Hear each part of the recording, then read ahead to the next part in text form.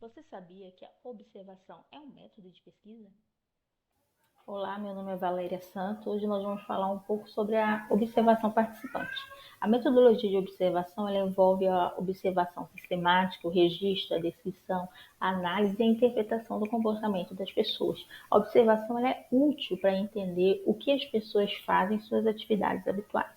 A observação participante é como entrar no mundo da outra pessoa com raízes na antropologia social. Esse método qualitativo envolve a imersão total do participante. Então, o pesquisador ele vive, interage com os informantes para entender os significados por trás de suas ações. Então, imagine o pesquisador se juntando a uma equipe de vendas para descobrir como eles negociam. Existem 4 papéis de observação: o observador completo, observador como participante, participante como observador e participante completo. Vamos entender como funciona cada um?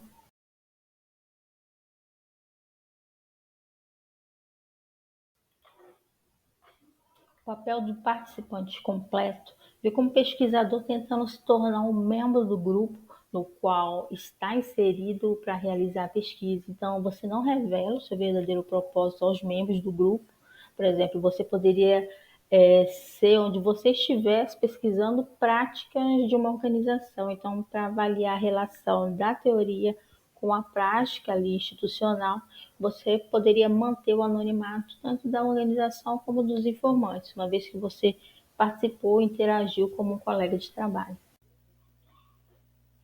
O observador completo aqui não revelaria o propósito das atividades para aqueles que estivessem observando. No entanto, ao contrário do papel do participante completo, você não participaria diretamente das atividades do grupo. Então, por exemplo, o papel do observador completo pode ser usado no estudo de comportamento de um consumidor em supermercados. Então, por exemplo, a sua pergunta de pesquisa pode estar relacionada ao desejo de observar consumidores no caixa. Então, quais caixas eles escolheram? Quanta interação existe com outros compradores e com outro caixa? Como eles parecem ser influenciados pela atitude do caixa? Qual o nível de impaciência demonstrado quando atrasos são vivenciados? Então, esse comportamento ele pode ser observado pelo pesquisador localizado próximo ao caixa de forma discreta, ou seja, ele não participa ativamente interagindo com o grupo, porém de maneira discreta. Observador como participante, atua no papel de observador que envolverá principalmente na observação, embora seu propósito seja conhecido pelas outras pessoas que estão ali sendo estudadas. Então, onde se torna necessário interagir muitas vezes com os informantes. Então, por exemplo, adotar um papel de observador como participante em um curso no qual auxilia na formação de uma equipe significaria que você estaria lá como espectador. Porém, pode ser necessário que você possa interagir com participantes e participar de algumas atividades para conduzir a sua observação. Então, como observador participante, a sua identidade como pesquisador seria clara, todos ali os envolvidos saberiam do seu propósito. No papel de participante como observador, você participaria e revelaria o seu propósito como pesquisador. Então, esse papel muitas vezes tem um potencial muito amplo, porque você se torna um participante totalmente credenciado, uma vez que um funcionário para realizar um estudo, uma observação dentro de uma instituição, então as pessoas já conhecem você, você já tem o status de pesquisador. Então, como estudante no meio acadêmico, ou em período de uma organização específica, você pode usar também esse status na relação ali de pesquisa atual para adotar um papel de participante. Então, nesse caso específico, você tem uma certa vantagem ao participar de um grupo, sem assumir todos os atributos dos seus membros, mas se destacando ali como exemplo específico no papel de pesquisador.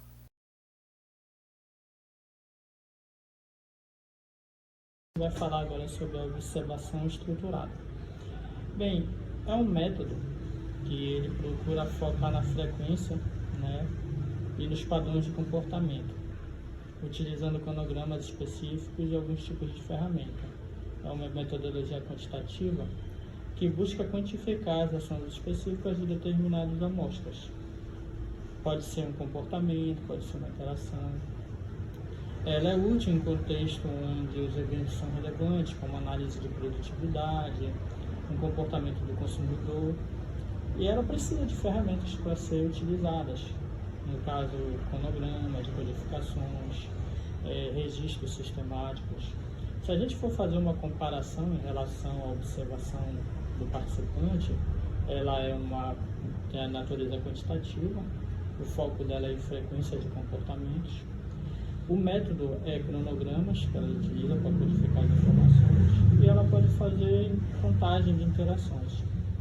Nesse sentido, ela procura sempre, de forma simples, coletar, de forma manual, os dados, e ela deve ser clara e relevante para poder fazer essa quantificação.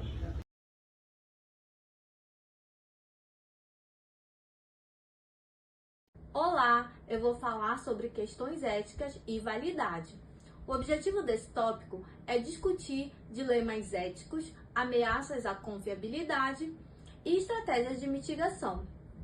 Observar pessoas levantam questões delicadas. Será que é ético observar sem o consentimento? E como garantir que os dados são confiáveis? Na observação participante, a identidade do pesquisador pode ser oculta ou estruturada, como já foi pontuado anteriormente. Então, para superar essas questões, o ideal é usar cronogramas claros, diversificar a amostragem e combinar observação com outros métodos, como, por exemplo, as entrevistas. Assim, os dados se tornam bem mais robustos.